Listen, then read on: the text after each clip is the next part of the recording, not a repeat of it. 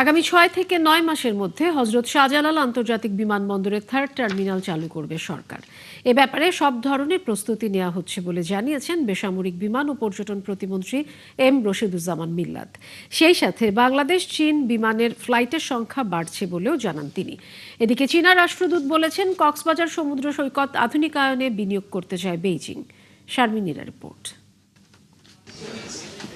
BNP সরকার দায়িত্ব নেওয়ার পরই হযরত শাহজালাল আন্তর্জাতিক বিমানবন্দরে 3rd টার্মিনাল চালুর নির্দেশ দেন প্রধানমন্ত্রী তারেক রহমান। বুধবার সচিবালয়ে বিমান ও পর্যটন মন্ত্রণালয়ে চীনা রাষ্ট্রদূতের সাথে বৈঠক শেষে প্রতিমন্ত্রী জানান, 3rd টার্মিনাল চালু হতে সময় লাগবে 6 থেকে 9 মাস। 3rd টার্মিনালের ব্যাপারে আমরা ইমিডিয়েটলি মিটিং করব। ওই আগের যে কন্ট্রাক্ট ছিল জায়গার সঙ্গে। গ্লিটারের টুইন লেমন ও অ্যান্টিব্যাকটেরিয়াল ফর্মুলা বাসনকে চকচকে জীবাণুমুক্ত করে আমাদের দেয় গ্লিটার গ্যারান্টি। জাপানের সঙ্গে তাদের রিভিউ করার চেষ্টা করতেছি। যদি এটা ওদের সঙ্গে হয়ে যায় তাহলে আমরা করব, আর না হলে আমরা ওপেন টেন্ডারের মাধ্যমে ওএনএমটা করব। চীনের সাথে বাংলাদেশ যোগাযোগ বাড়াতে ফ্লাইটের সংখ্যা বাড়বে বলেও জানান তিনি। কিছু ফ্লাইট আছে আমাদের সঙ্গে, প্রায় সপ্তাহে 12টা ফ্লাইট যায়। সেক্ষেত্রে তারা 3টি ফ্লাইট আরও বর্ধিত করতে চায়। সেই ব্যাপারে তারা আমাদের কাছে ফ্রিকোয়েন্সি চেয়েছে।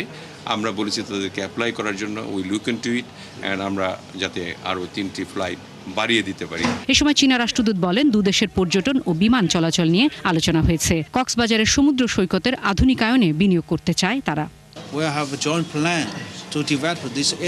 বিশ্বের দীর্ঘতম এই সৈকতকে কিভাবে আরও পর্যটন উপযোগী করা যায় তা নিয়ে পর্যালোচনা করা হবে। বাংলাদেশের সাথে অর্থনৈতিক বাণিজ্যিক সুসম্পর্ক রেখে সব ধরনের সহায়তায় পাশে থাকবে চীন। বাংলাদেশের ব্যবসায়ীদের সুবিধার্থে চীনের সাথে ফ্লাইটের সংখ্যা বাড়ছে। বাংলাদেশের সাথে অর্থনৈতিক ও বাণিজ্যিক সুসম্পর্ক রেখে সব ধরনের সহায়তা করবে চীন। শারমিন মীরা, 71, ঢাকা।